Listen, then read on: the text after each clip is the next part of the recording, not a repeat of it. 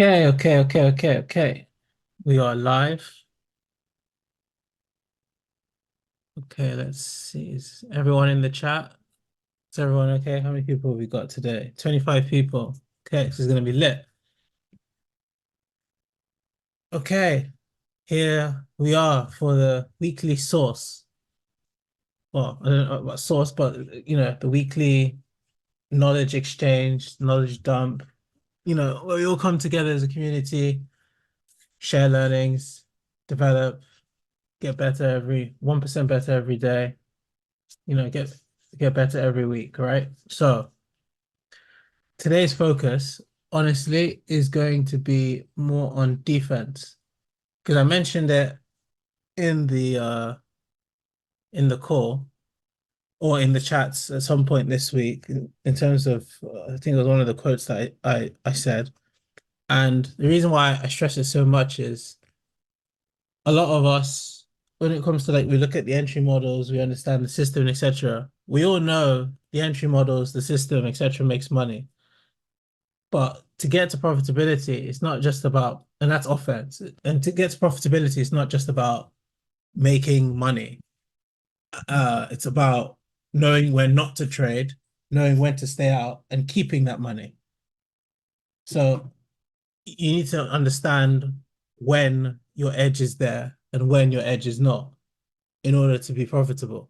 So the focus of today's call isn't like a whole, let's go through the weekly PA, blah, blah, blah. Like, my EODs, if you look at them, will cover all of that. So I want to make sure we're using this time efficiently to make sure that, the community is benefiting and getting to the end goal, which is get profitable, get funded, right? So what do I mean by playing defense? So, like I said, it's important to know when not to trade and when to trade. So, like, if we were to take, let's say, the last 2 weeks as an example, there's a reason why I have that Asian rule. So I'm going to show you examples of playing defense and why, I say what I say, right? So if I take the last 2 weeks as an example,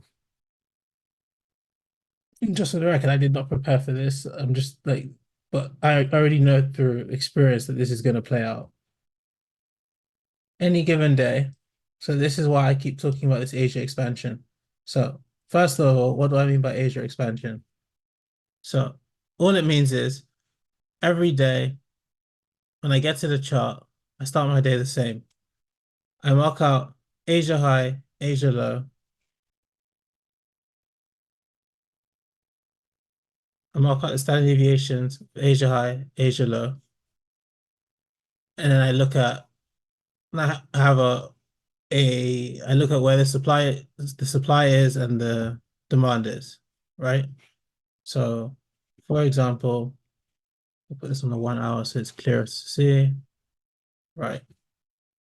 So going into that week, what did I have? You had the NFP candle here.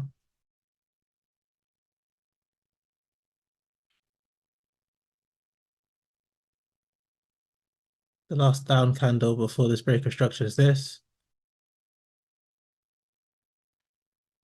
Like so. Oops.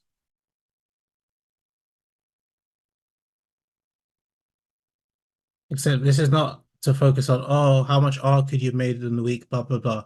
Like we all know the strategy is good for offense. It makes money. That's not the issue. The issue is people don't know when to stay out the market and they don't know how to time their entries. So they end up being 1% down, 2% down, or blowing their account before the setup even arrives. So that's why we're addressing this. So there's no magic holy grail in terms of figuring out what your daily bias is, like I said in the last call. I'm my supply and demand trader first. I trade price action. And then I use the data as a confluence to figure out is what I want to do logical and does it make sense, right? So I'm going to walk you through like the thought process behind all of this, and this is how I think, and this is how I use the data. So you can see how I'm doing it. So it's not like discretionary in the sense of it's I'm teaching you how to think probabilistically. Not to say that in a condescending way at all. I'm just trying to reiterate my point as concisely as possible, if that makes sense. So you start your week, which is the yellow week. You'd mark out your supply and demand. You have this Friday NFP move where it whipsawed. So realistically, who's in control is the question you should always be asking yourself at the start of every week, every day. Because ultimately, trading is as simple as, in terms of the way I see it, there are two teams, bulls and bears, supply and demand. I'm just trying to figure out who's going to win on the day, and I want to be the bandwagon fan or supporter that supports the winning team because I just want to win. I have no allegiance to either. I just want to play for the team who's going to win on the day. It's as simple as that. No emotions, no feelings. I just want to look at the numbers and with the confidences I have, who has the most convincing story that's going to win for the day. I want to play for that team, score some goals, get out, and do the same thing over and over and over again. That's it. It's as simple as that. So with regards to this, so we have supply and demand. The last down move before this break of structures here. So I'm interested in this zone. And then if I want to carry on the supply chain that I have, then the last point of supply would be here. Like so. If I'm respecting the chain.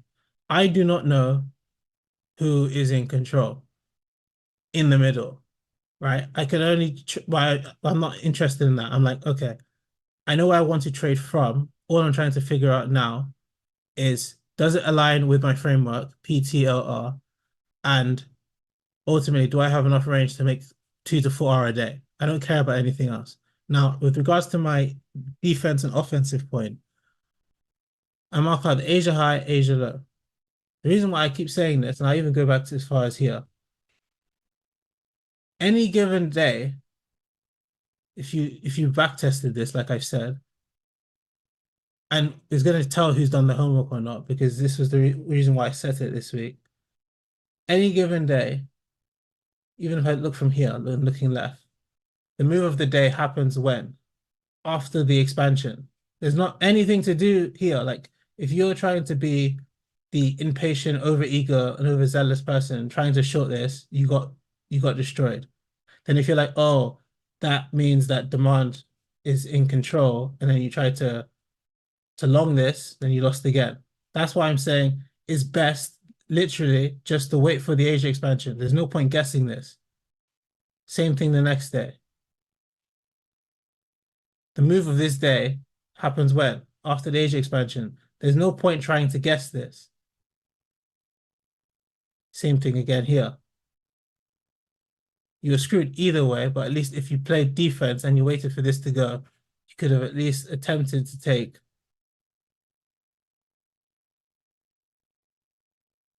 this. You would be in here, stop loss here, TP, before the bullshit.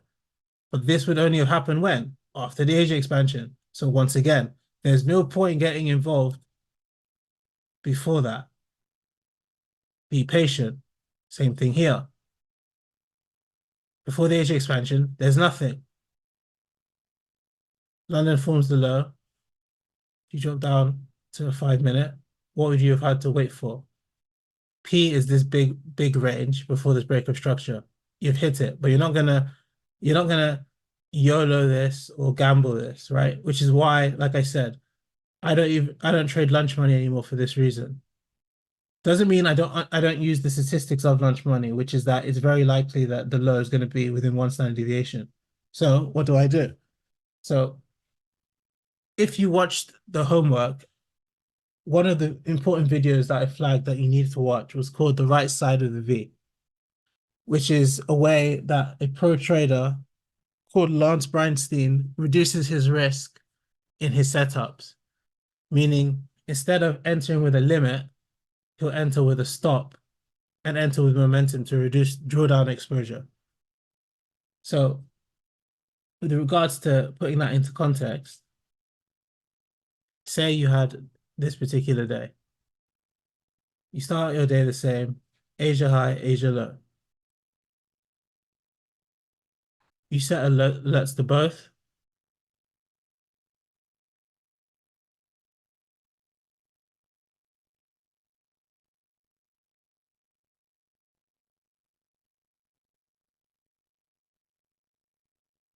Like that. Until one of these goes, what do? Go make a coffee, go do something else. Be like around, or if whatever you do, if you're a 9 to 5, whatever, just focus on whatever else you're doing until this is triggered, because there's no point chart watching this and then feeling the need to get into a trade because you're like, oh my God, I've got a meeting in a minute or whatever, whatever. Like it's trading isn't a game. Treat it like a business. Like until this starts, your hours haven't started, right? You're not missing out on anything. Like reduce this whole FOMO thing. Like I said, 9 times out of 10, the move will happen after this happens anyway. So because I know that through experience, I don't waste my time with this stuff, right? So in the lead up to getting to your POI, you've got supply and control, like so. So let's just do this for argument's sake. It's mini substructure kind of supply, right? And in order for us to get involved, we need to see a breaker. Because like I said, I don't do this whole catch a falling knife type of thing. I'm looking for confirmation entries only, right? So I could even just put it like this. There's a reaction to this roughly. So then this is my breaker, right? Then as you know, we label this as London session low daily candle. There's the breaker. If we're looking at this from an SMC perspective, it's a mini accumulation here. So what does that mean? That means we basically are looking for chop in the box. And we're looking for supply to fail, which is what the breaker is. And in turn, this is a local sucker or whatever you want to call it, liquidity sweep, different schools of thought. We're all saying the same thing, right? Let's not overcomplicate this. Now, with that being said, entry is what you're looking for now. T was this zone. T, this has happened in the kill zone. Confirmation trigger is here. So you're looking for an entry like this. Stop loss 13.2 pips. On EU, that's enough for you to get at least 2R. We only need 2 to 4R a day in order to keep the 9 to 5 away. Is entry 1. If you wanted more confirmation for whatever reason, that reacted to this and failed, there's entry 2, up to you, right? And then all you're waiting for, optimal exit time. Most days it will occur like this. These are your textbook days, right? And key point here, everything that we just did happened when? After the Asia expansion. So what was the point jumping the gun? There wasn't one, right? This is what I'm saying. Be patient, play defense. Not taking a trade and being disciplined and waiting for this and waiting for all your confluences is a perfect example of exercising discipline and playing defense, because it will serve you well more times than not. Now, the next day, same principle, do the same thing again.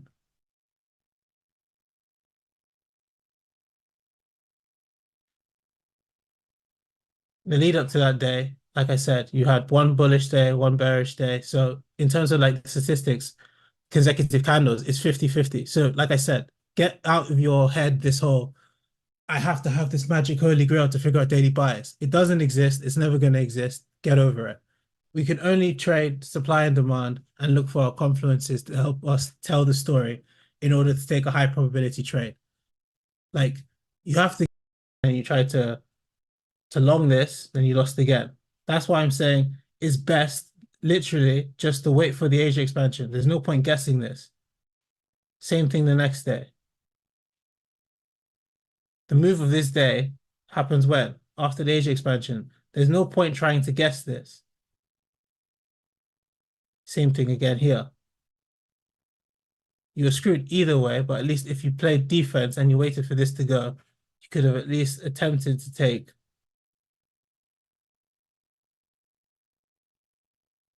this. You'd be in here, stop loss here, TP before the bullshit.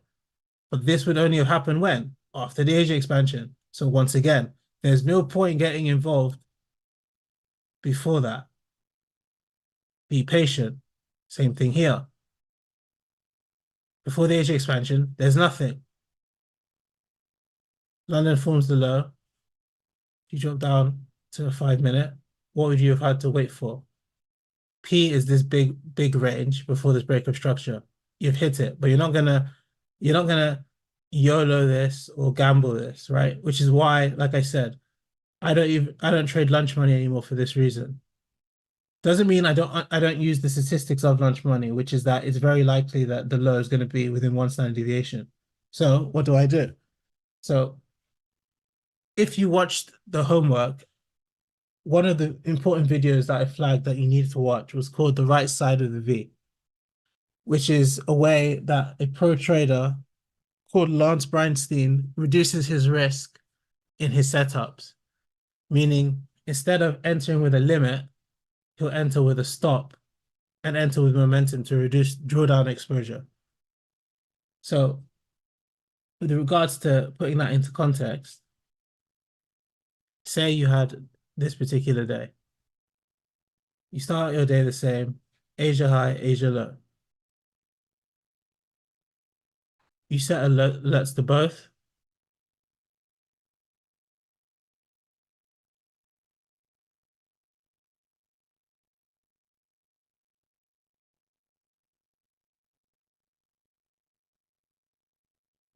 Like that.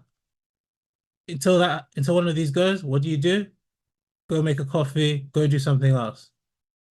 Be like around, or if whatever you do, if you're a 9 to 5 whatever, just focus on whatever else you're doing until this is triggered, because there's no point chart watching this and then feeling the need to get into a trade because you're like, oh my God, I've got a meeting in a minute or whatever.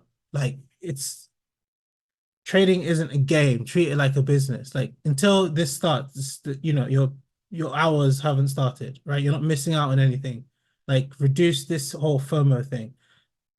Like I said, 9 times out of 10, the move will happen after this happens anyway. So because I know that through experience, I don't waste my time with this stuff, right? So in the lead up to getting to your POI, you've got supply and control, like so. So let's just do this for argument's sake. It's mini substructure kind of supply, right? And in order for us to get involved, we need to see a breaker. Because like I said, I don't do this whole catch a falling knife type of thing.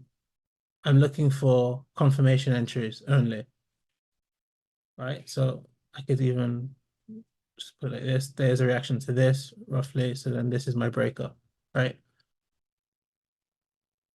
Then as you know, we label this as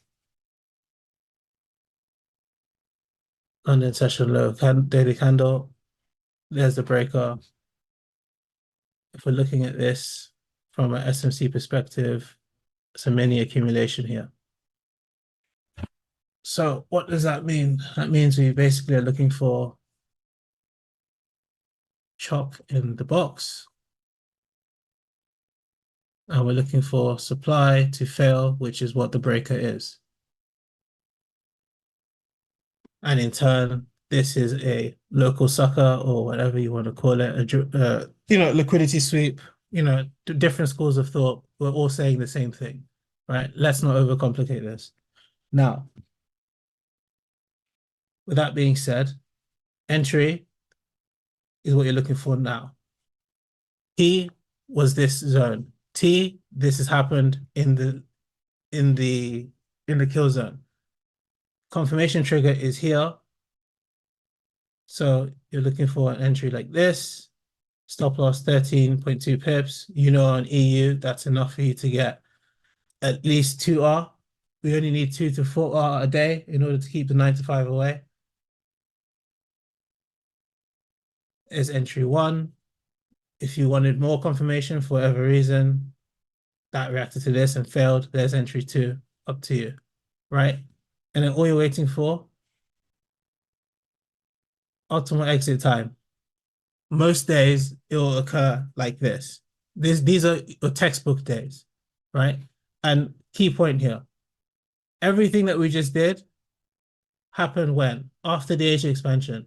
So what was the point jumping the gun? There wasn't one, right? This is what I'm saying. Be patient, play defense. Not taking a trade and being disciplined and waiting for this and waiting for all your confluences is a perfect example of exercising discipline and playing defense, because it will serve you well more times than not.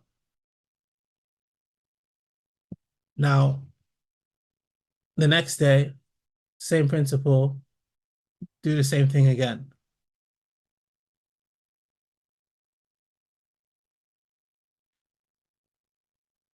The lead up to that day, like I said, you had one bullish day, one bearish day. So in terms of like statistics, consecutive candles, it's 50-50. So like I said, get out of your head this whole, I have to have this magic holy grail to figure out daily bias. It doesn't exist. It's never going to exist. Get over it. We can only trade supply and demand and look for our confluences to help us tell the story in order to take a high probability trade. Like, you have to get rid of this need to be right. Like, no strategy is the holy grail that's going to give you this need to be right. Nobody knows, especially when you go on Twitter. Twitter is the worst for it. Everyone thinks they're a freaking expert and they're this millionaire and they know everything. They don't know shit. No one knows shit, right? All we can do is walk into, the only thing that is certain is that this market is uncertain.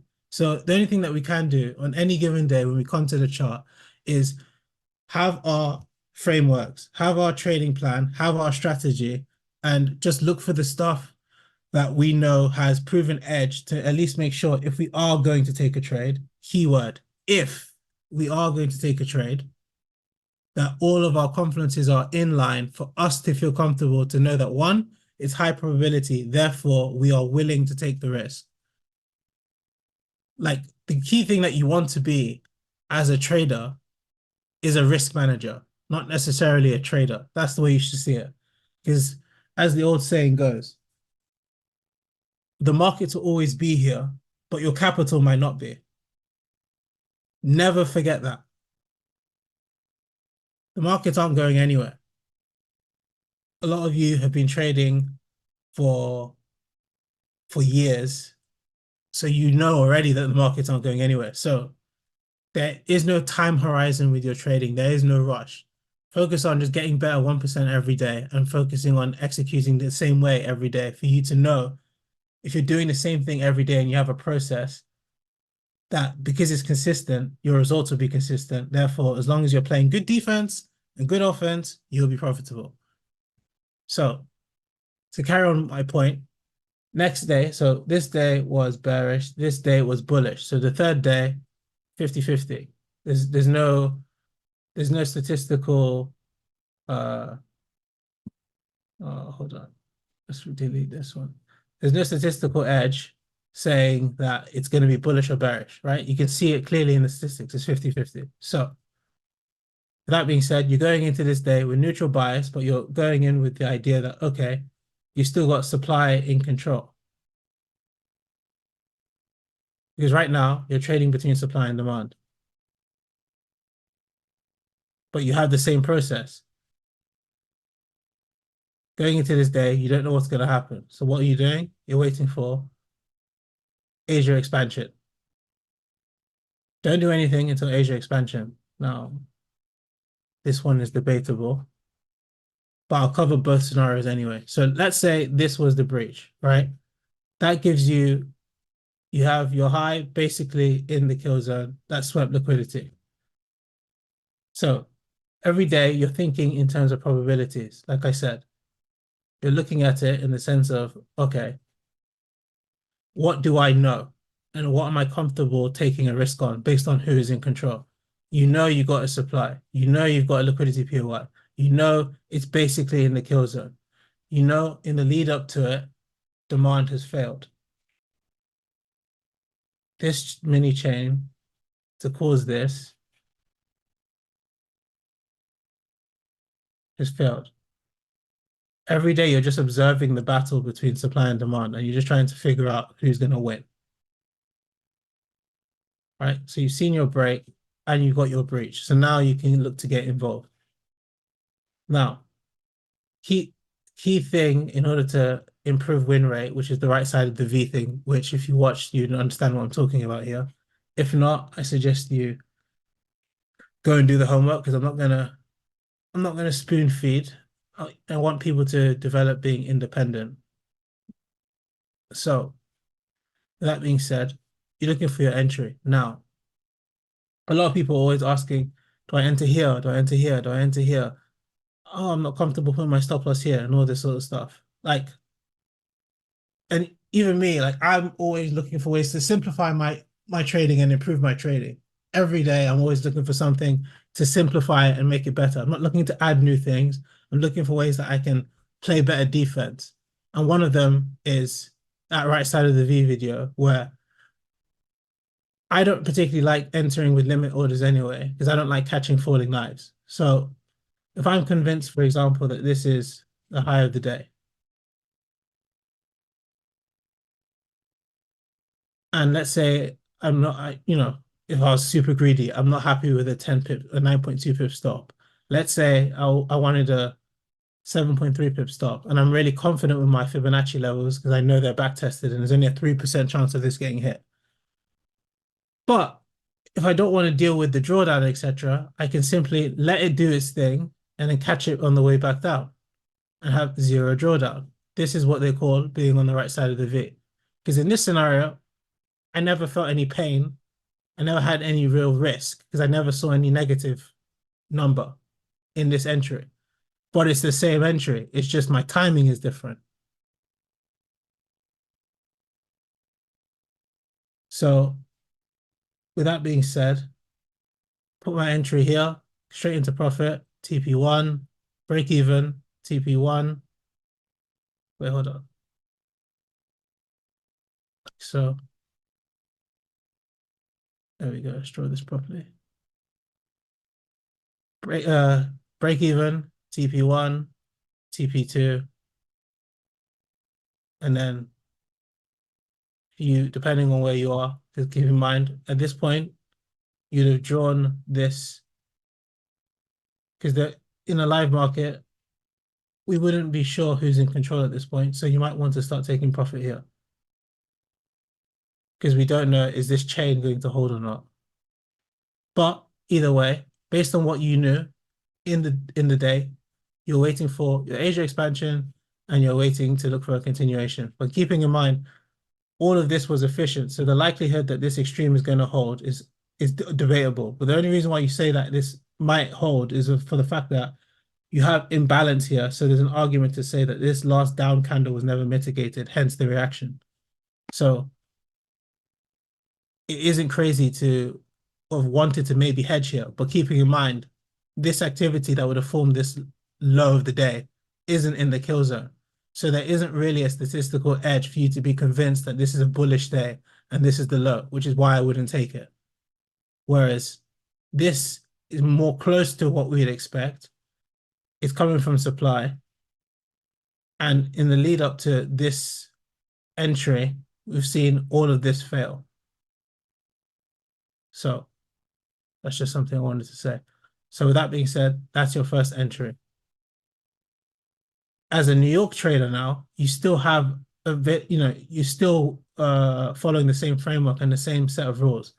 You still wouldn't be looking for a trade until what? The Asia expansion. So like I said, why not wait for the Asia expansion?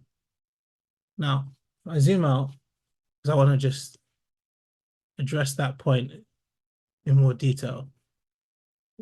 This is a good example of playing good defense.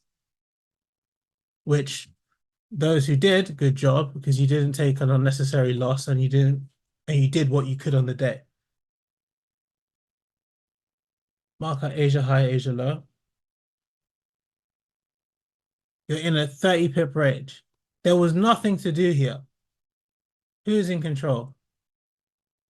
The only things that we knew going into this day was that we had, let's see here, one bearish day. This one is, let's put it on the daily candle.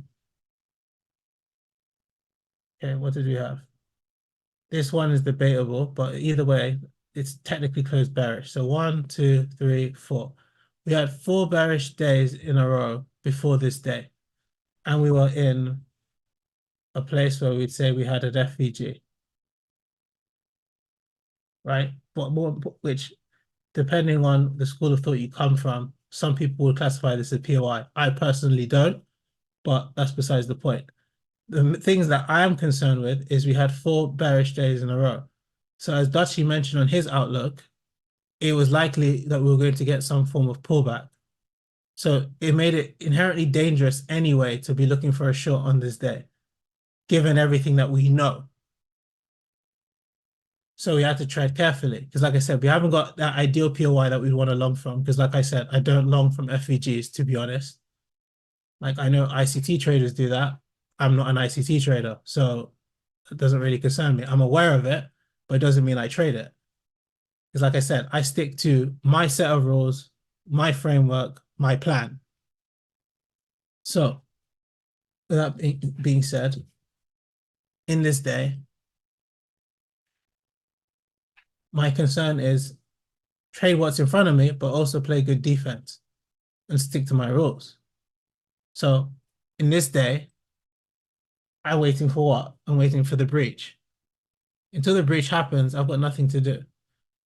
Ultimately, my long-term target for EU is I'm looking for it from a supply and demand perspective. So where was the break of structure here? Where was the last down move or the local sucker before that? This guy. So this, in my opinion, needs to be mitigated before we let me go up and take out all of this liquidity or whatever. My focus was I want to long, if I'm going to long term, I want to long from here. So with that being said, me still looking for shorts and playing the supply chain until it fails makes sense until we get to here. But I am aware I'm expecting a pullback at some point, which is why I'm saying know how to play good defense and use the data to help you tell the story. Because like I said, even if you know, let's say, even if you know that your week is likely to be bearish or whatever, or bullish, you're not going to see 4 or 5 bullish or bearish candles in a row, most likely, right? So you're already knowing that you going into a trade or into a given trading week, you're not expecting to have this perfect week where you enter on the Monday or enter on the Tuesday. Magically, you get no real pullbacks and you go straight to the Friday high and you've got like 20 up. Like the probability of that happening, 5 bullish days in a row, 4%. And the other one, what, 4 or 5 bearish days, well, between 4 and 8%, right? So the likelihood of that with you not feeling any pain and just scaling in day after day, trading the trending week is low. So with that being said, manage your expectations, understand to think in probabilities. Like just because something is skewed towards a particular pattern doesn't mean it's going to happen all the time. Doesn't mean that your expectation is it's 100%. Nothing is 100%. There is no holy grail in trading. All we can do is analyze what is in front of us and react to what the market gives us. We can't predict anything. So with that being said, focus on the case at hand. This is an example of playing good defense. We knew going into this day, there was like a 95% chance that today would be like bullish or something, meaning that we're expecting what? A pullback on this bearish week. So if we are going to look for a sell, we have to be careful. Now, it's not wrong to look for a sell because if you wanted to look for a long, ideally, we're looking to long from here. So there was an argument to say that we could probably look for the sell if the PA made sense to go to here before looking for a reversal. That would end up being the weekly wick and forming a weekly wick around here for us to come back and finish somewhere there for a bearish week. So looking for a short here wasn't crazy, given the fact that supply is in control, and that's all we know at the time. And like I said, we're not trying to predict anything. We're reacting to what we're seeing in front of us. What we're seeing in front of us is supply is in control. So regardless of that statistic, we're not saying, oh, I have to look for a long today. Like, no, we don't have to look for anything. We trade what we see. So what we waiting for? Asia expansion. That happens here. So supply is in control. So that was the trade. Now, there isn't really any like local sucker. So the safest place you could have drawn the fib from was the high of the day, which was in the kill zone. Because at the time, that's what we knew. So the trade was like so. Now, that gets breached, then you can enter here. Then depending on your risk tolerance, either you put your stop loss here or you put your stop loss here, up to you. And if you had just followed the plan and let's say, you go for your 2 to 4R, you could have taken profit and that would have been your day. 2R, job done, before the bullshit. Or you'd have partialed here. Like your trade management depends on you. Like I said, every day I go for 2 to 4R and then I'm discretional in terms of am I going for 2R, 3R, or 4R? That's up to you.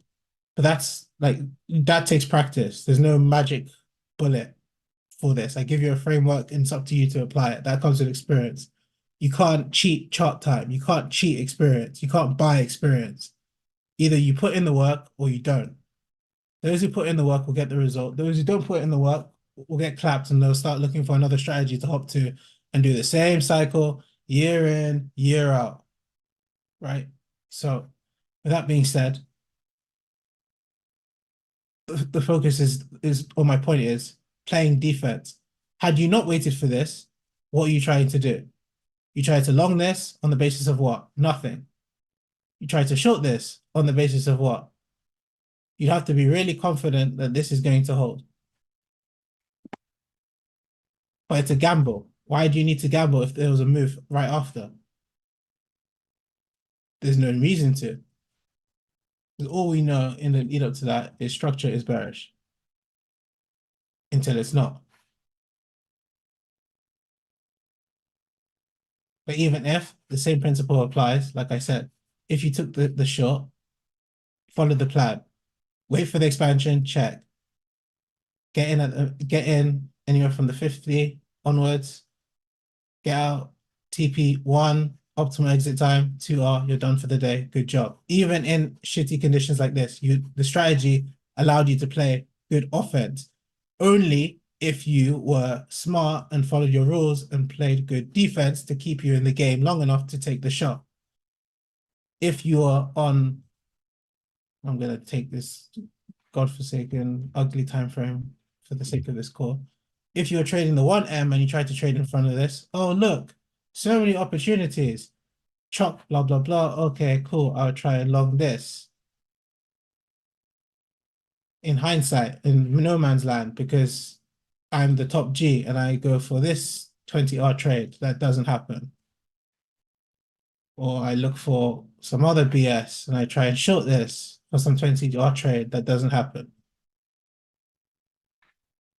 Or even worse, I'm like, okay, I try enter on this level.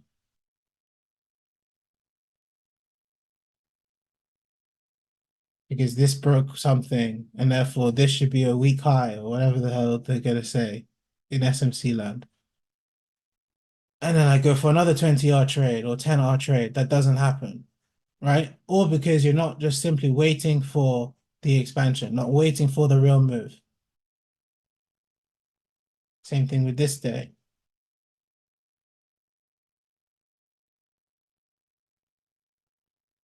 50-50 day. Don't know if it's going to be bullish or bearish. All we can look for is look for a broad POI, So the perfect POI is this, but you have imbalance here. So it's better just to cover both because, like I said, in different schools of thought, this can be still considered a POI. So I'd much rather cover it just in case. But either or, mark out Asia high, Asia low. What do I do? Absolutely nothing until the expansion. Okay, the expansions happen. Cool. There's your trade. If you don't want to catch a falling knife, let it come into here, come back down, right side of the V. No, barely any drawdown. Stop loss here, up to you. Break even, TP1, TP2, TP3, optimal exit time. There you go. You got paid 3R. You did your job. That's it. Finished. Come back again tomorrow. Even in unideal ranges, it allows you to extract what you need to extract out of the market.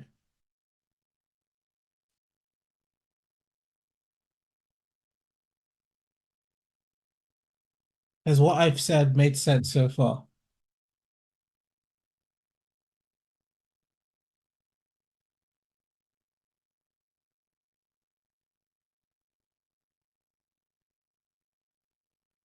It's all about playing defense. We all know what this looks like. Okay, fib, boom, enter 50, break even, 1, 2.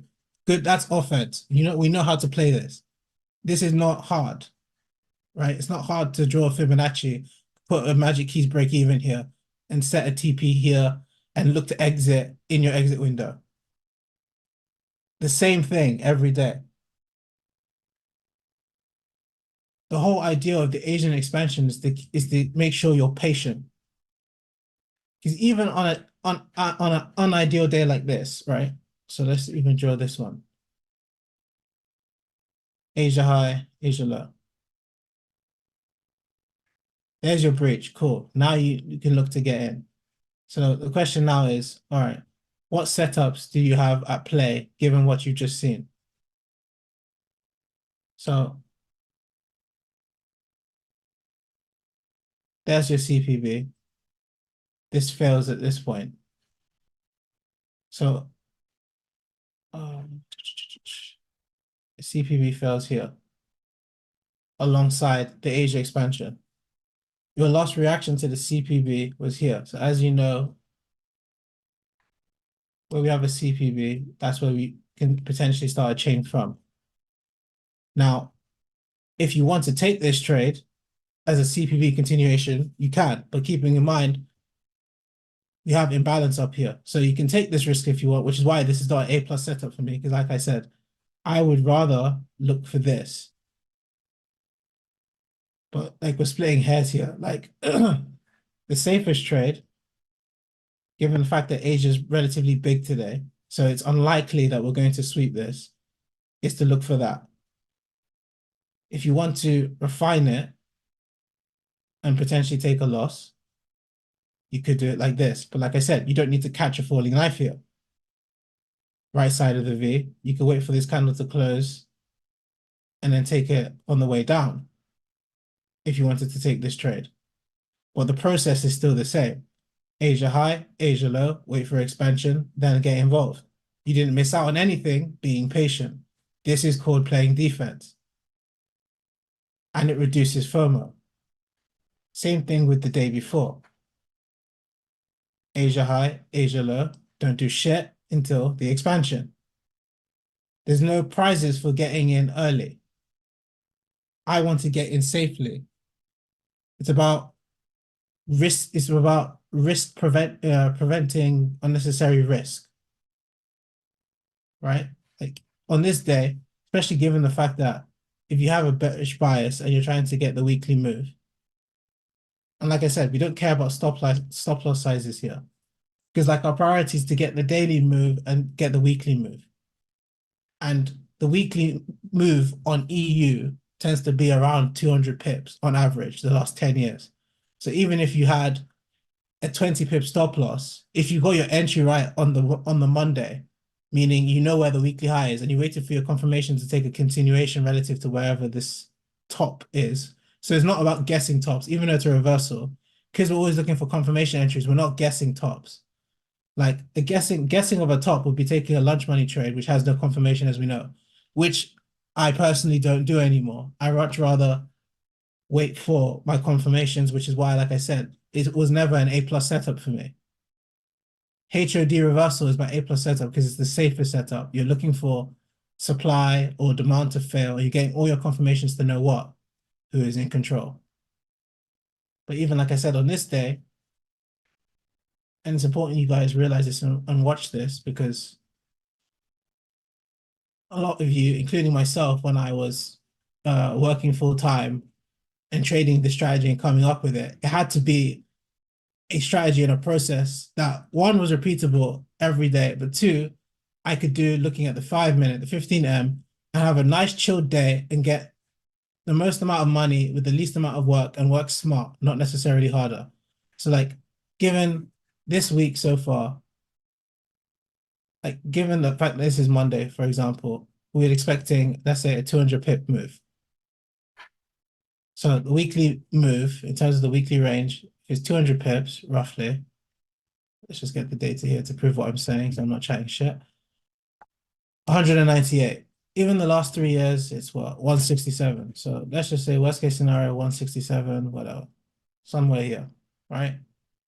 I'm not using the data to say that, oh, it has to go here. I'm like, okay, does it make sense? Let's look left. Oh, look here. That's convenient. The place that I would look to long from. Okay, this has helped me tell the story.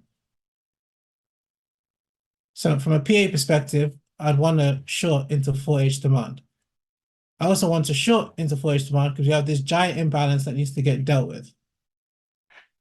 So it's likely that this is going to get filled.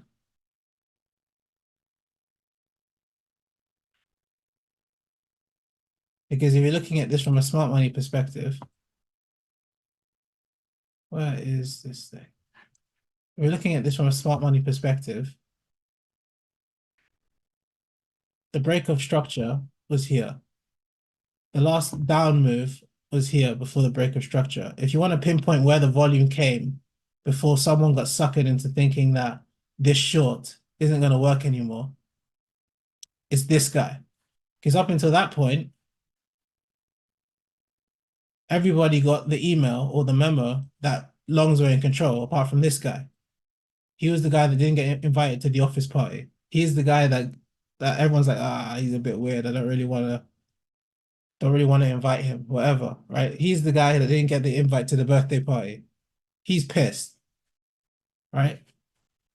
This guy is in drawdown, but like I said, he has what? Rich friends. So it doesn't matter if he doesn't he didn't get the invite or he got left behind. Because why? He's got rich friends and he's got FU money. And with FU money, he can manipulate price to come out here and get him out of drawdown. So that's the idea behind why price is likely to come back into here. So with that being said, because he's got FU money and he's got rich friends, just don't invite him to parties, but they're his rich friends, they'll help him out and they'll bail him out. So supply is in control here. You're looking for a potential weekly move to get to here. So with that being said, you're patient. You know what you want to do for the week, and you're trying to get the most amount of R with the least amount of work. So with that being said, if you're expecting a 170 pip move or 160, whatever it is, right, to your target, when you come into the charts and you're looking at Monday, what you're looking at, okay, what's the current landscape of price? Well, right now, supply is in control. You've had structure breaks and you've got this supply chain that's holding. So you're not trying to catch a falling knife and try and long in no man's land to anticipate all of this to get swept. You need to see supply to fail first before you'd even attempt a long. And if it doesn't happen, then there is no long. So trade with the trend, trade what you see. What you see is supply is in control. So simply trade with that until it's not. End of story. You're not trying to guess anything. You're reacting to what you're seeing. You're not trying to predict anything. No one can predict the market. Like me doing a forecast isn't me predicting the market. It's me looking at, okay, this statistic is true. The average weekly range is this. I just don't know where, in terms of what I know Monday is likely to be the high. I know supply is in control. I can see that. And I know where price is likely to go based on the numbers. if the weekly range is 160, where is 160 at 4H demand? And it helps me tell the story. So I'm like, okay, cool. If this is the story I'm willing to tell, start my day. I don't know if it's going to be bullish or bearish, because right now you have one bullish day, one bearish day, one bearish day. So it's 50-50 on this day, but you have supply in control, and the up move that caused this, in terms of structure, this has just got broken. And key point, you would only know that if you did what? You waited for the Asia expansion. If you didn't wait for the Asia expansion and you're trying to guess again and trying to play this gambling game because you're impatient, and you try to long this because you're trying to force something you're seeing here, and you go and try and long this, and you're just focused on, oh, but the data says this. Who is in control comes first. Trade towards the money comes second, then the data. You don't go and say, oh, low Asia range, I need to go long. Like, no, the process is wait for Asia expansion. If you wait for Asia expansion, this now becomes irrelevant. So you just saved yourself a loss. Example of playing good defense, especially when you're looking at the obvious. You're trying to long into a established supply chain with demand failing, right? After that break, then you can start looking for your trade. What's your trade? Well, this was in the Asia kill zone.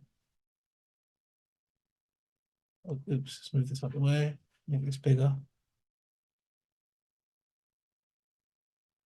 This is in the Asia kill zone. You get your fib out, same thing every day. Boom. Look for your entry, right side of the V, depending on how you want to do it. Either you catch a falling knife, like I said, I'm not saying you can't. I'm just saying if you want to increase your strike rate and have a nicer time at work, you can wait for the right side of the V and avoid drawdown. And you go break even over here. Me not following my rule and not going break even over here caused me, so I went break even too early. This caused me to miss out on the only trade I needed to take this week. But I wasn't too pissed because I was involved in the gold one. But I missed out on a lot of money this week because I didn't follow my rules. If I followed my rule, wait for break even there, and I held it overnight, which is fine. Like, at the end of the day, I'm an intraday trader as well. And I know that if this is the weekly high, given the fact that this is Monday, and I'm going for a 160 pip move potentially, which I know from the jump because I do the same thing every week, same process, same strategy, never gonna change. No, if it ain't broke, don't fix it. I don't get distracted by financial Twitter or these experts and their opinions. Don't care. That was a 10R move, potentially. Still could be, right?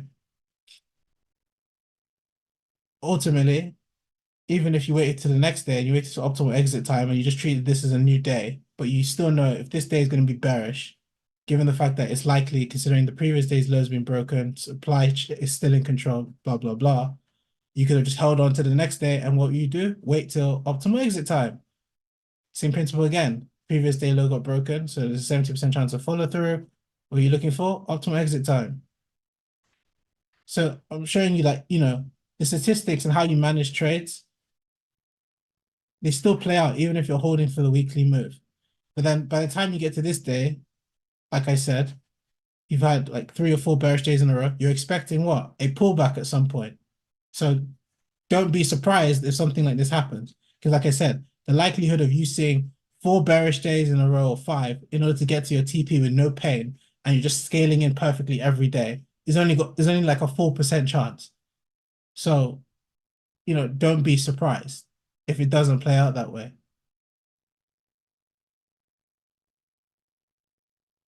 Does that make sense?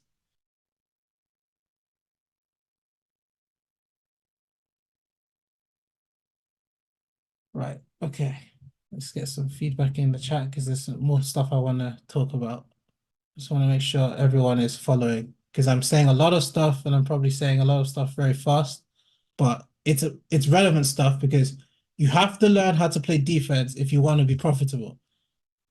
The entry models are simple, like, it's to the point where people are like, it's too good to be true. But like, You see me trade the same shit every day since I, well, we started PLD.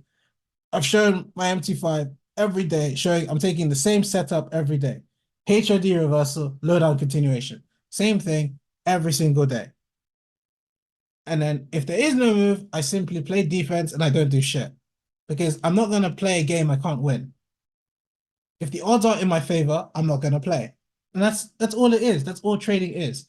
You don't have to be a super math genius or anything. You just need to know when have your easy to recognize setup, simple setup, and execute it the best, you know, the best there ever was. Like you just need to execute your best setup the best. End of story. It's not a competition about how many trades can I take, how many plays in my playbook, and all this sort of stuff. It's about making money. You make money by simply getting more profit in your wins than your losses. Meaning avoid taking stupid losses, or if you are going to take losses and they're valid ones, make sure they're small, which is all dictated by risk reward, which is why we have 2 to 4 R risk reward targets per day. We let the runners do damage for the week, so we don't choke our trades. So, for example, even if you were to take this one at 4R, you wouldn't take everything, take 75%, and then let the rest run to the 10R. And the beauty of that also is the fact that if you let the partials do take your partials, especially when you're entering on a Monday or Tuesday, and you let the runner do damage, it stops you from FOMOing on Tuesday and Wednesday because you've already got a piece doing damage for you. So this whole fear of missing out goes away because you are a participant because you've got the runner doing damage. So not only does it have good benefit in making money and basically just automated profit without you doing any work, but it also helps as a psychological crutch in the sense of it stops you from feeling FOMO because you are a participant. Mind you, if you're, it could be a 50% run or whatever it is. But the point is, if you're in the market and you're seeing that, regardless of if it's a partial position or not, and it's making money, you don't feel inclined to take another trade that's stupid because you're already in the market anyway. At that point, you're just managing your position. And like I said, you don't need to have a trade every day. This one trade alone, if you held it for a couple of days, was already 7.8R. And a lot of people caught this trade in the group. It's just a question of like back testing, journaling, and etc. to learn how to optimize your profit taking. Learn how to optimize your trade management. Because when and truly, that's enough to be your month, not even just your week. Like on funded accounts, like my management style is different. I don't try compound funding account profits anymore. I just take my 5%, 4 to 5% and get out. You have 7% here. That's your month. Get that, wait for payout, do it again. Rinse and repeat. That's all you need to do. And the framework and the strategy gives you that. You know when to get in, you know where to get out, you know when to get out. What more do you need? And you know how to play defense. If there's no edge, there's no trade. Simple as that. Come back tomorrow. Close your laptop. Close your screen. Do something else. Have the discipline to know, just walk away. If you don't see your setup in your window with all your triggers and everything aligned, cool. Today's not your day. Tomorrow is another day. POD's been around for a couple months now. You've seen setup after setup after setup after setup. It's just the question of like, okay, well, once you see the data and you see the markets through the lens of data, you can't unsee it. So the question now becomes, how do I save my bullets for the good shot?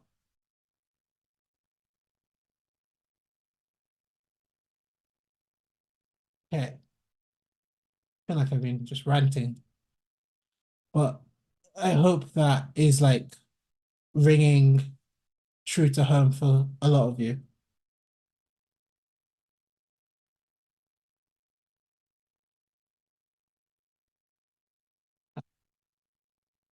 So what's the sentiment in the chat? Is what I'm saying making sense?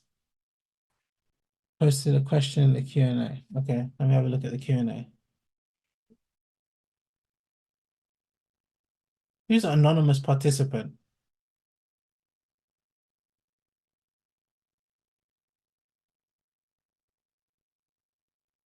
How does someone become an anonymous participant in? Okay, right. Let's see. Enter on the right side of the V makes sense.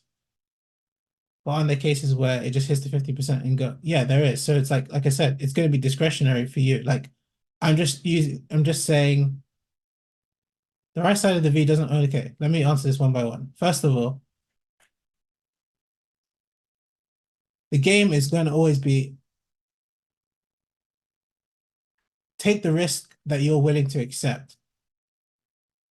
I'm showing you the right side of the V as an argument because those who don't like taking limits and don't like taking drawdown, it gives you a way out where you can reduce it, right? It's a suggestion. I'm not saying it's a must. It's a suggestion that will help you if that is something that psychologically you can't deal with. It comes at the price of, if it does come to the 50% and it goes without you, you miss the trade. But at least you know through the statistics that it's likely to at least pass the 50 because the 61.8 is the most popular level in most cases based on the data. So it's up to you to make an informed decision. I'm not going to hold anyone's hand. People will make the decision. I'm just giving you the insights and the thought process to create independent traders because at the end of the day, if I disappear tomorrow, you shouldn't be in a position where it's like, oh, I can't trade, right? You want to be able to trade for yourself and take what I'm teaching you to have a skill for life. So you feel like you're in control of your money, you're in control of this trading business that you're trying to pursue. So my point is, that is the, I don't know, the caveat or the catch 22 of the right side of the V. Maybe you miss some 50 moves. Maybe, maybe not. Up to you. But the point is it's a useful thing if you don't want to take the risk of taking the limit, it allows you to wait for even more confirmation. Because ultimately, with the framework of the fib, 50, break even, TP1, TP2, TP3, 2, 3, 4, R. Same shit every day. So up to you. Will you do, Neo, will you do next question? Next. Wait, what? What's he saying? Neo, will do, okay. Um, Next question. Wait, answer live. Hold on. How does this go? I've answered this. So I click done. Okay, right. All right. Also, right side of the V, technical difficulties. We're learning how to do this on the spot. Okay. Also, right side of the V only works when using magic keys. Otherwise, it's hard to get the right lot size in a live market. Trading from your phone at work, right? No. Okay, so let's do this as an example. Let me find a good right side of the V example. Give me a second. Well, keep in mind, all of this is on the 15-minute. So before price even gets here, I already know what the lot size is of if I entered on the 50. I would already have calculated this. So it's just a question of, okay, when the candle is closed like this, or it's up here or whatever, then I can put my sell stop here, and I already have the lot size calculated on the 13 pip stop already. Once it breaks below, then I'm in. So that's not true. So that's already answered too. Okay. Okay, so FX is anonymous. Okay, we've deduced that.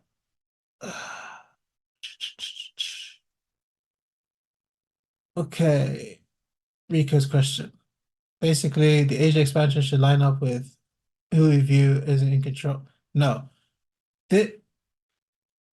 I'm not using the Asia expansion to dictate daily bias. I'm using it to time my entry. I'm using supply and demand to dictate my daily bias. Who is in control based on supply chains, demand chains.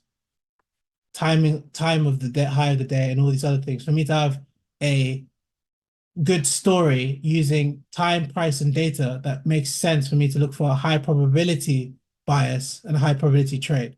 The Asian range doesn't dictate my bias at all. It never has.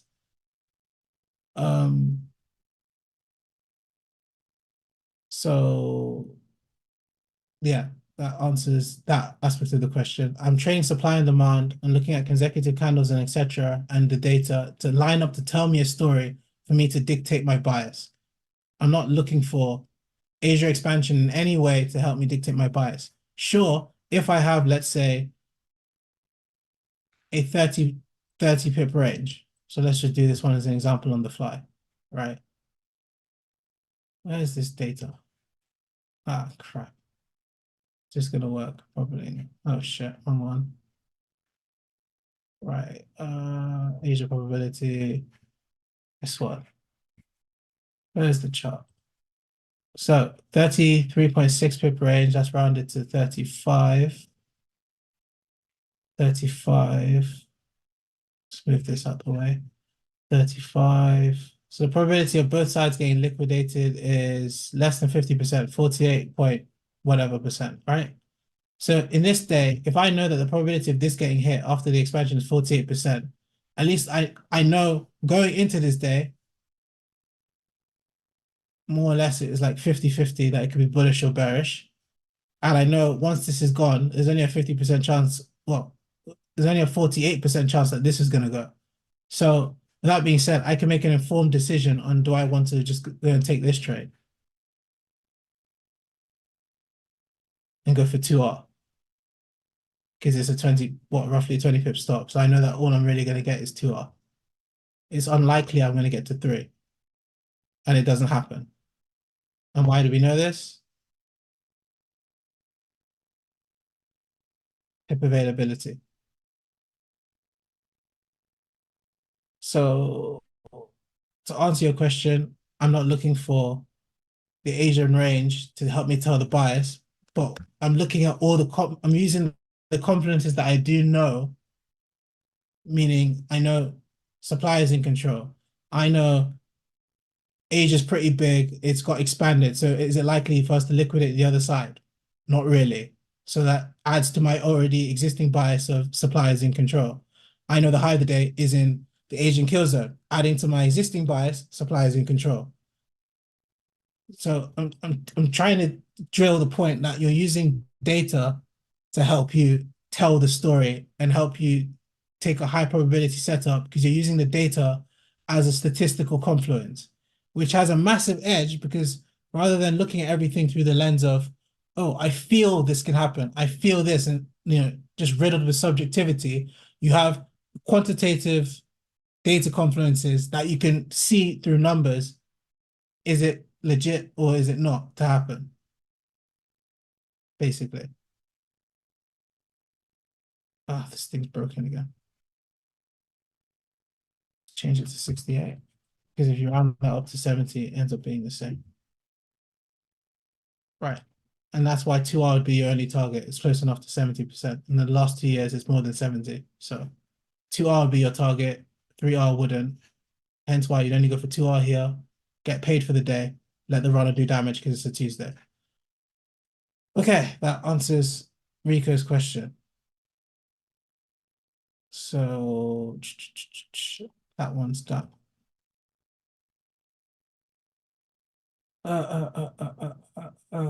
Who's next? Question was not about the level, but what do you look there? Just wait for a candle to close or break. I don't care about candle closes at all in anything that I do. So this candle close, body, all this shit, don't care. Never have, never will. It's not important for the way I trade.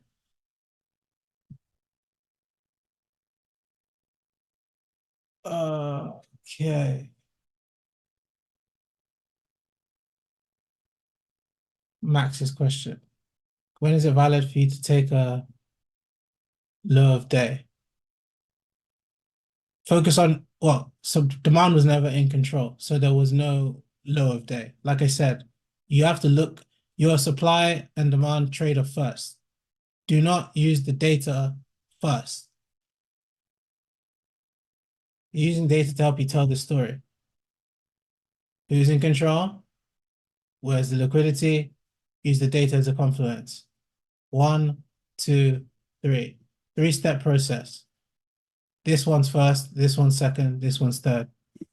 People, like, even in general, when you're trading without data, like which is why I'm saying like the data is a complement, it's an add-on to give you an edge. It's not, the data doesn't dictate the strategy. We're SMC traders first. We're supply and demand traders first. Just supply and demand traders with the statistical edge because we have data to back up what we're saying. Right? So with that being said, if you can see supply is in control, how do I remove this annotation?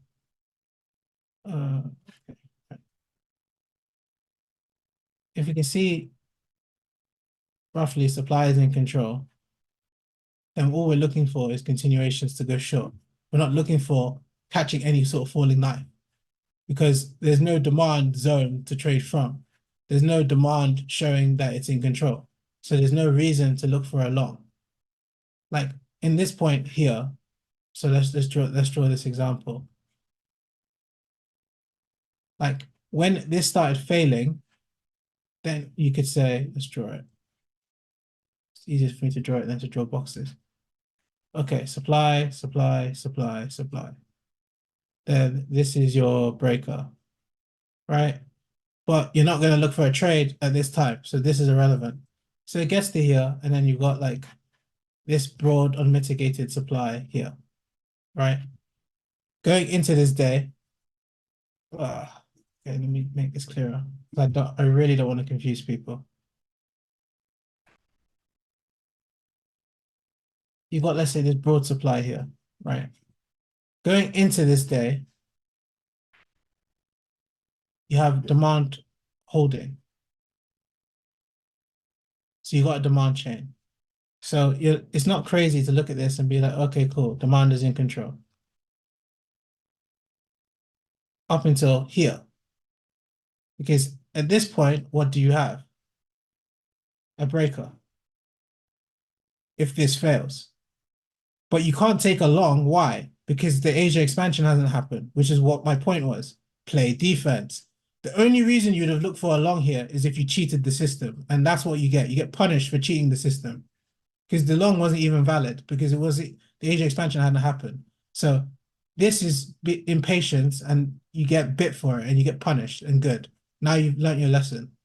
Because if you waited for the Asia expansion, you would have avoided taking this. You'd have got your breaker, which would have been confirmation that supply is in control, demand has failed, and then you took a slam dunk easy trade.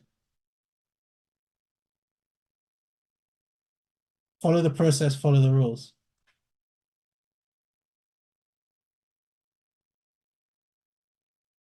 Okay.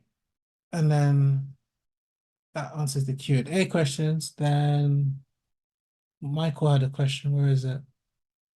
Where's Michael's question? I saw it in the other chat. I can't find it now. Where is it? Or am I seeing things? Hold on. It's easier if you put this in the Q&A section for me, guys, because I have to scroll through all of this and it's hard now. I'm pretty sure Michael had a question. Where is it? Where's Michael's question gone? Okay, right. Any way to play defense during New York session? The same way. That's it. Same way of playing defense. Because even here, right, it was the same principle. Asia high, Asia low. You only get the break in the New York session. So all of us were playing defense yesterday until you took this trade and then it didn't hit TP. But you'd have been break even, so you wouldn't have lost anything when this happened. Perfect example of playing defense. And this is a perfect example of a non-ideal trade day. Like up until this point, from a statistics perspective, Asia was the high and the low of the day was formed when? Up until this point in your kill zone time. The only thing was the range was shit and it wouldn't have hit the target you would have wanted. Right? which is if you were to take it from, let's say, this high or whatever, you entered here, then you maybe could have TP'd 2R. But like I said, your expectation wouldn't be you're only going to get a 30 pip range for Asia. Your expectation would be you're going to get to here. So you would have still ended up being break even and not expecting to finish the day where it did, or even reverse. But you did know there was a very, very high probability that today was going to be a pullback. So you would either partial heal or something, knowing that that's likely to happen, or you don't take the trade because, like I said, end of the day, this concluded in an unideal condition way. So you can only do your best. But in terms of like playing defense, it's the same thing.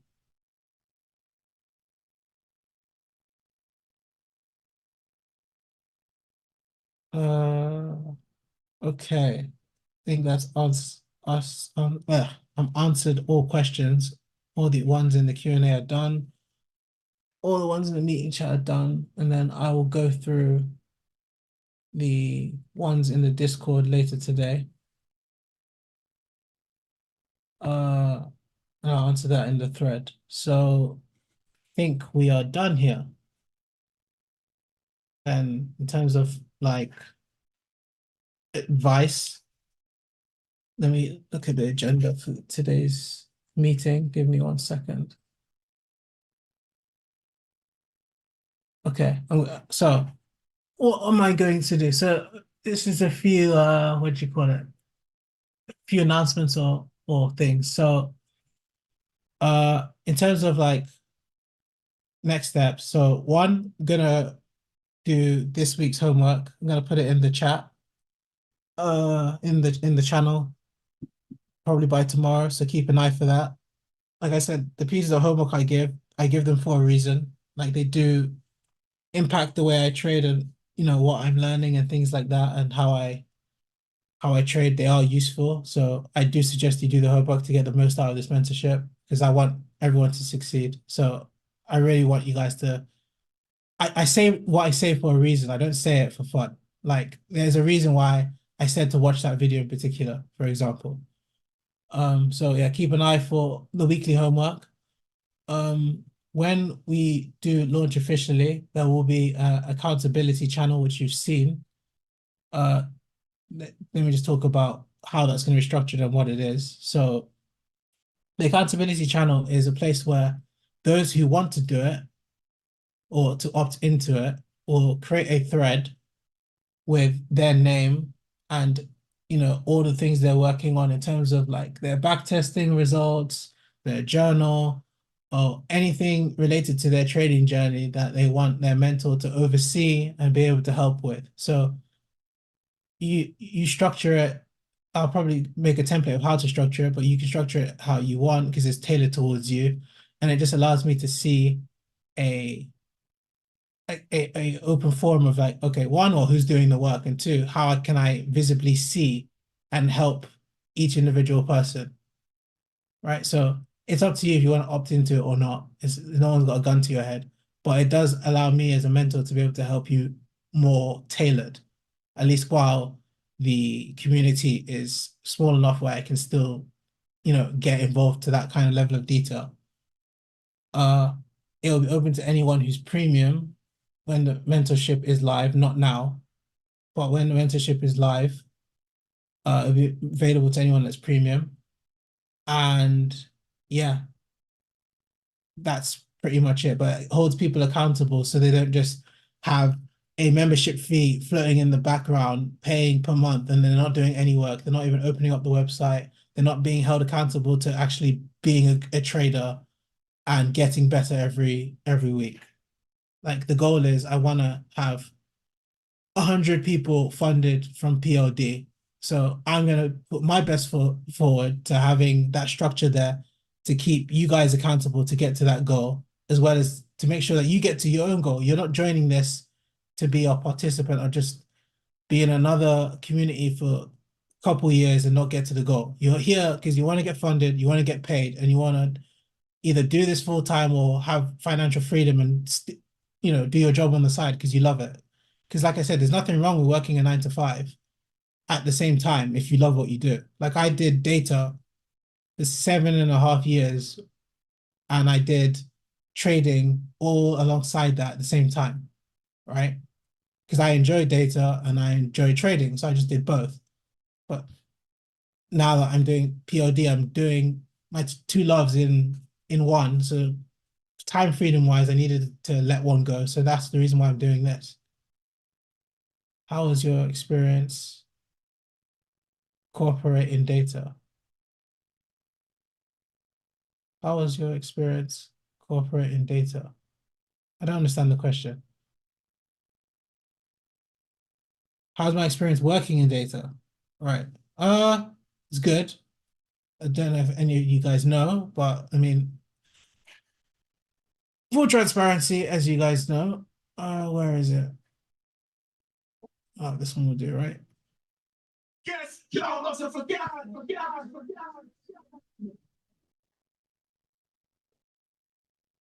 So basically, was working in data analytics for 7.5 years at THG, which is one of the biggest e-commerce companies in the UK. You can Google it if you want. 2 billion in revenue every year. Owns key brands in the UK like MyProtein. I was in charge of MyProtein UK.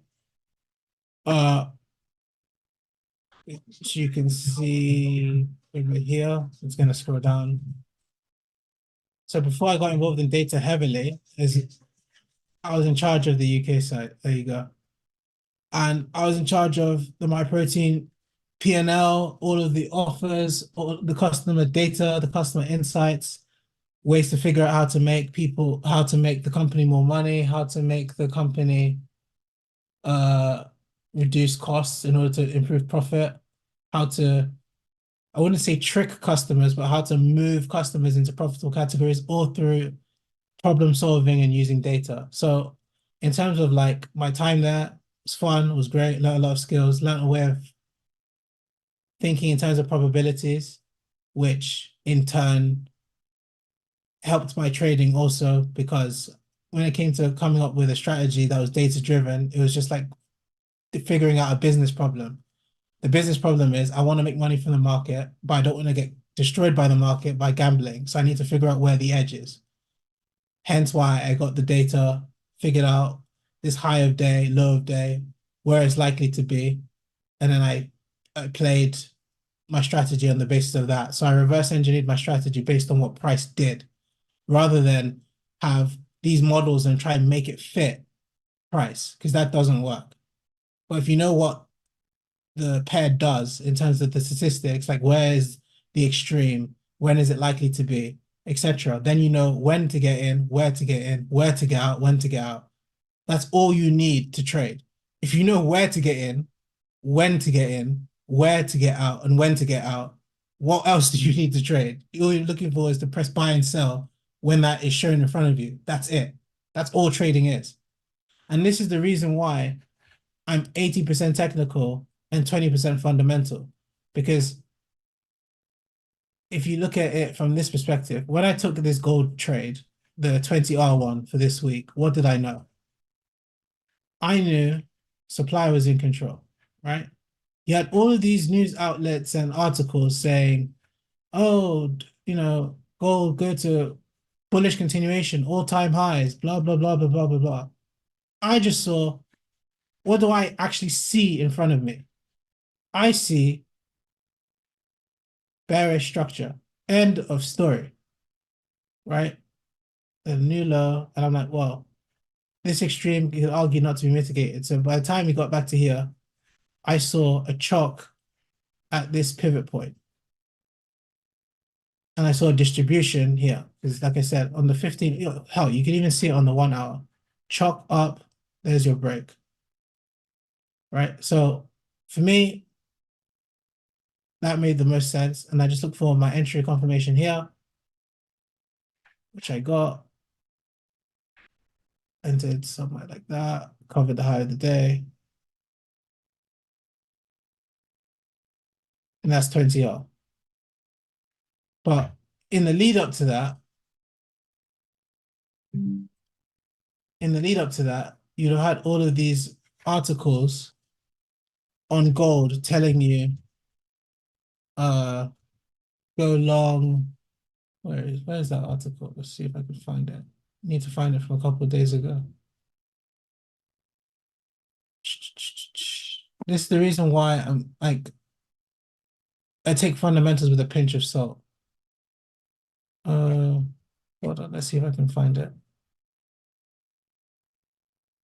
Where is it? A couple of days ago. A couple of days ago. 4 days ago.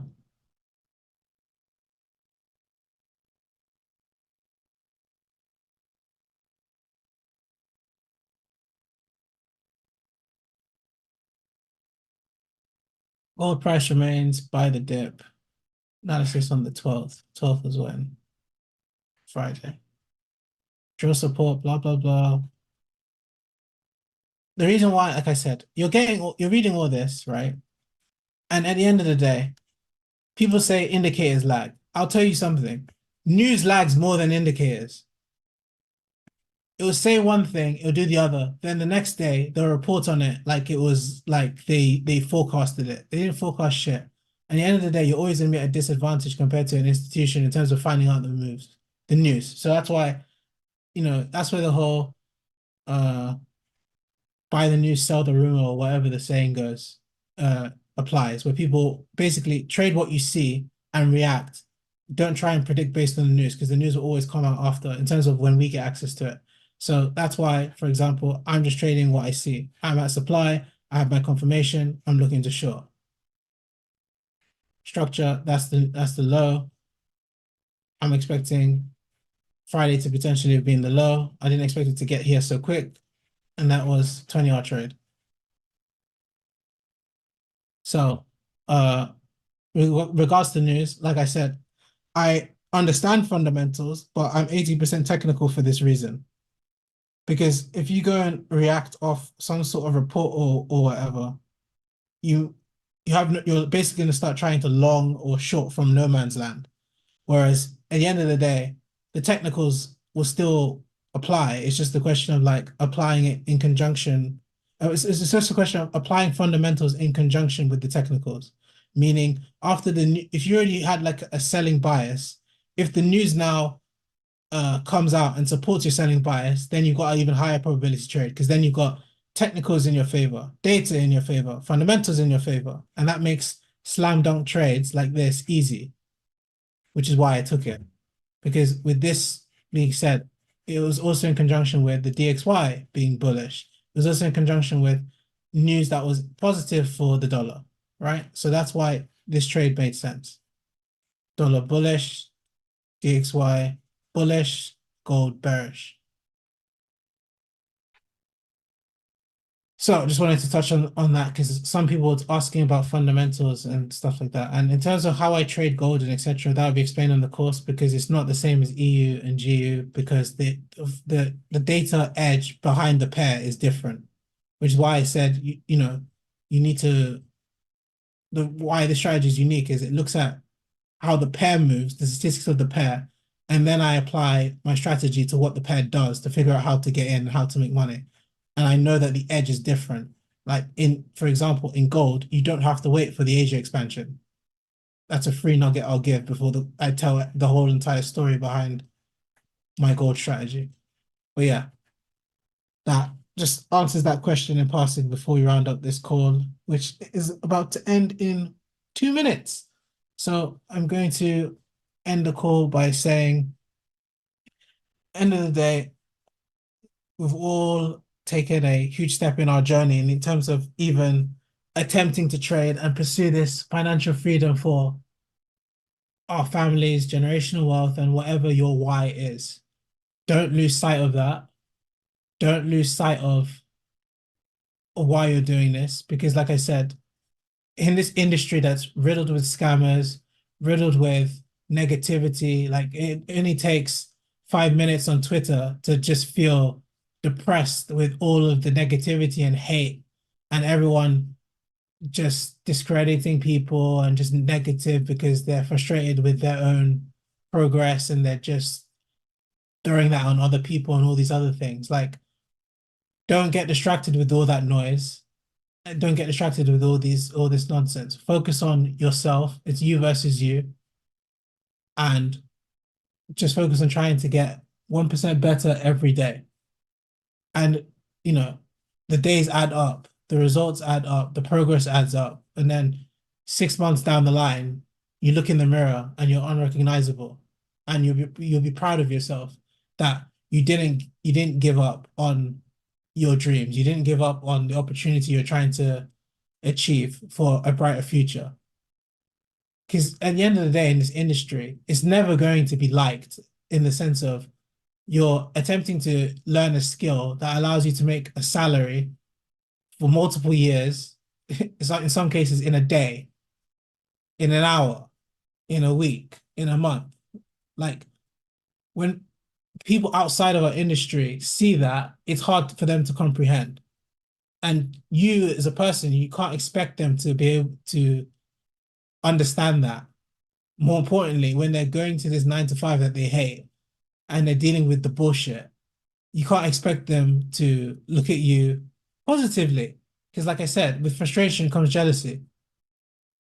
So, and you know, it's one of the things that I've had to deal with. It's like I said, I kept my trading secret from everybody until October of this year, right? And then now doing PLD and being open with it and having my reputation on the line that, oh, I'm a trader, I'm an educator, I only make money from courses, which is bullshit. But anyway, you know, it comes with the negativity, it comes with the hate and etc. And at the end of the day, like succumbing to it isn't going to be good for you or anybody. You just have to learn to ignore it and accept that there's going to be certain people that just are not going to understand what you do, accept what you do. And honestly, excuse my French, but fuck them. Who cares? You do this for you. You're not doing this to appease anybody. You're not doing this to make anyone else happy. Like, they can either be in your corner and support you, or they can kick rocks and keep on calling, as the saying goes. Go on, man. So at the end of the day, just focus on you, focus on what you want to achieve, and make yourself unrecognizable in 6 months from now. And be proud of yourself that you took the leap for yourself. That's all I wanted to say. So have a good trading week. Be careful tomorrow because price is in God knows no man's land. I don't really know what's going to happen tomorrow. So trade what you see, don't predict. And yeah, every day try and just make the best data-driven decision you can. Cool. So see you same time next week. And yeah, best of luck with everything. Cheers, guys.